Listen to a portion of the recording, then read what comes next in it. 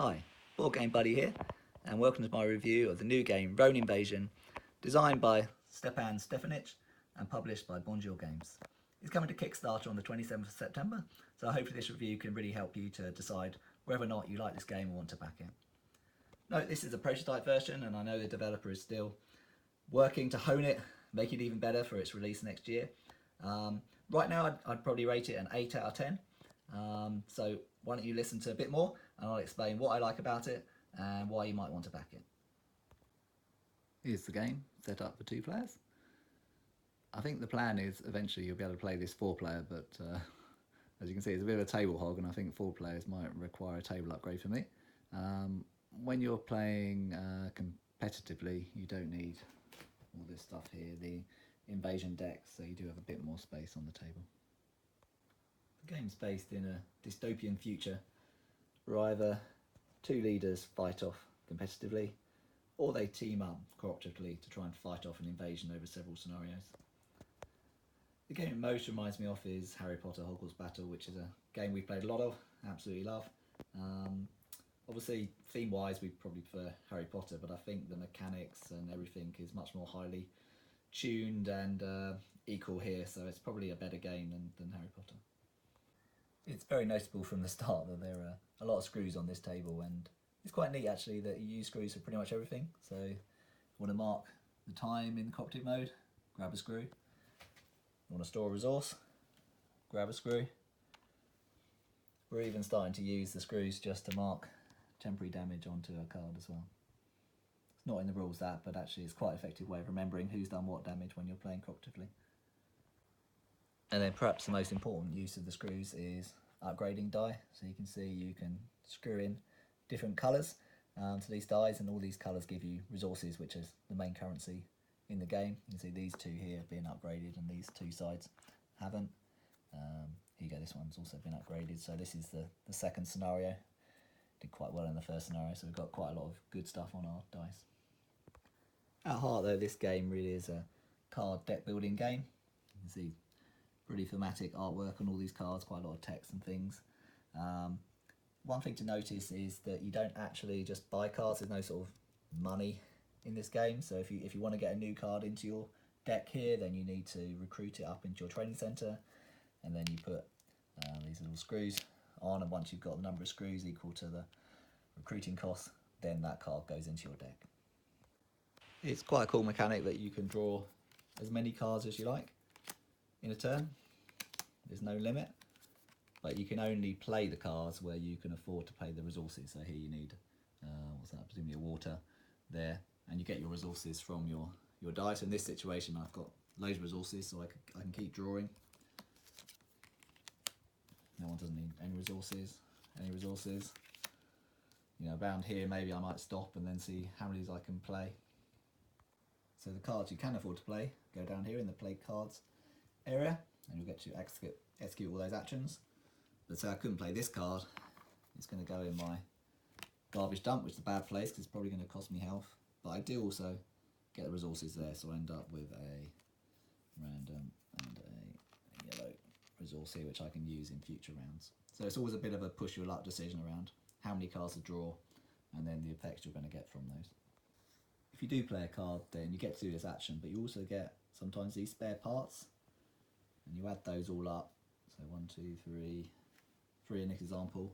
And then there's a whole bunch of spare parts actions you can do.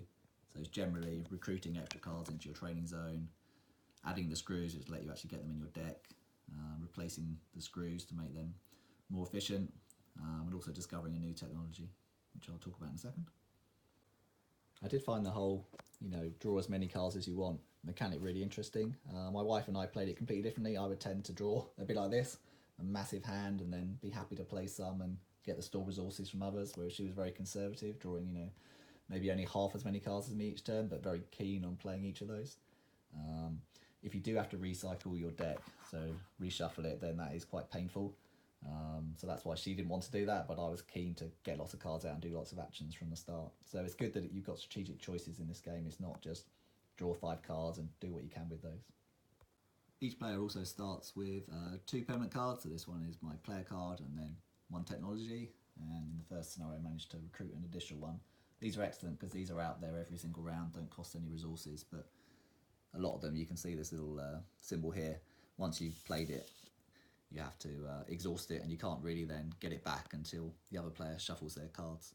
So they're very powerful, definitely need them, but they're not quite as good as they could be because you can't just do it every single turn. Given all these rule complexities I've been talking about, you'll probably be pretty happy to know is a fairly bog standard armour and health mechanic. So as your armour gets depleted, then it stops saving you, and then your health goes down as well, although you can also do direct hits on the health.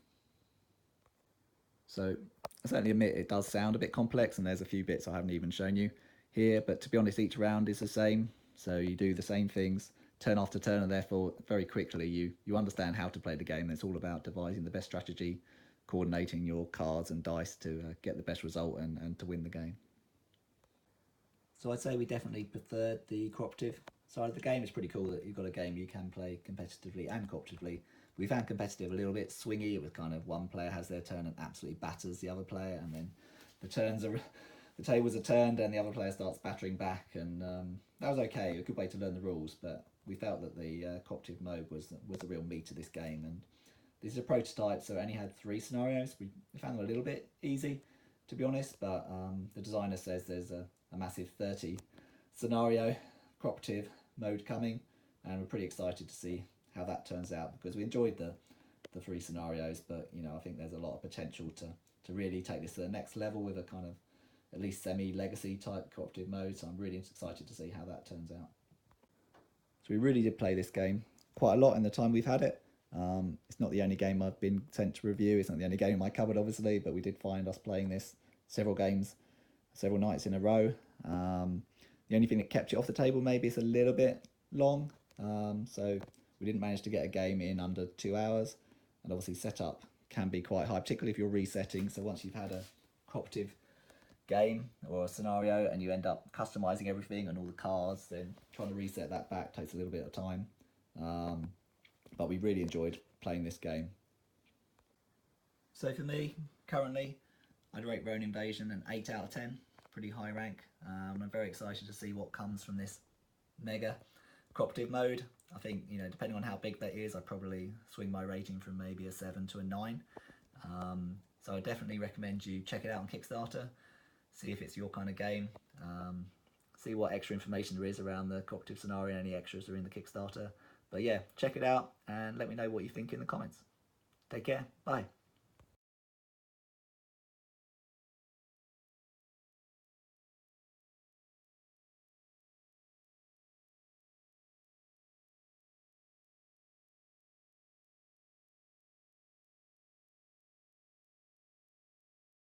Board Game Buddy.